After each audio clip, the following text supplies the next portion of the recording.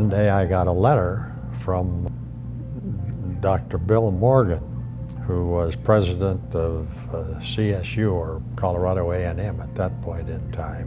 One thing led to another, and I jumped through all of the hoops that you have to jump through to get a job in this business. And it turns out that in the long run, they offered me the job as being the first dean of the College of Business. But it was not a good time to try to start because everybody had such a negative view of what a lot of the business schools around the country were really like. And I think it was a Carnegie Foundation that said they don't belong in universities, they belong in community colleges. So that was pretty much the environment in which we were working at the time. We all have to be very enterprising and do whatever we can to get the program off the ground. I remember we did a lot of phone-a-thons, and I had the different student groups, and I had a faculty member come to help. We had a pizza. We did all the callings in the Alumni Center. That was a lot of fun. Then on the other hand, we were getting ready to do this endowment campaign. Luckily, Dean Dobler convinced Bob Everitt to be the chairman of the campaign. We were really very fortunately, we got all the heavy hitters in the region to agree to serve on that fundraising committee. Because we had businesses pretty much all over the state with our lumber yards, I knew a lot of people all over the state. So I think Sophie knew that, and she said, well, you know, because I knew so many people in Denver, she said, well, I'd probably be a pretty good person to go out and ask for money. And I was very gratified. The business part was kind of not in my realm. I got to be in the fun part, go to the dinners and meet the young people. And Bob mentioned Town and Gown.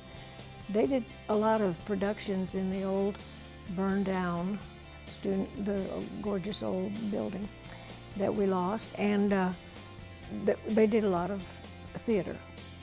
And of course, that's when so many of the social part of the people at the university and the people in town made acquaintances and got together and really put on some things. And I don't know if this is the time, but when I really got more involved with going to these things and meeting people, it was when Glory Burns was doing some things. And I had the fun part because she would have us out to her house and have dinners. And I got to meet these fantastic young people, highly motivated people, and very, very courteous. They were so good to us. But I kind of looked at it in two different ways. One was to get exposure to the business school, to let people know what a great place it was, and the great students that they were turning out. And so I think Don and I both kind of felt like, hey, we're kind of unknown in the state at that time. That was in the 70s. I think it was in the 70s, wasn't it? And so I think it was as much that as it was to just raise money. My philosophy and his philosophy, and I think, you know, a lot of people who are in management situations believe that the operation is never going to be any better than the people you put in it. And so he was happy to provide, at that point in time, to provide as much money as he could so we could get these kind of people.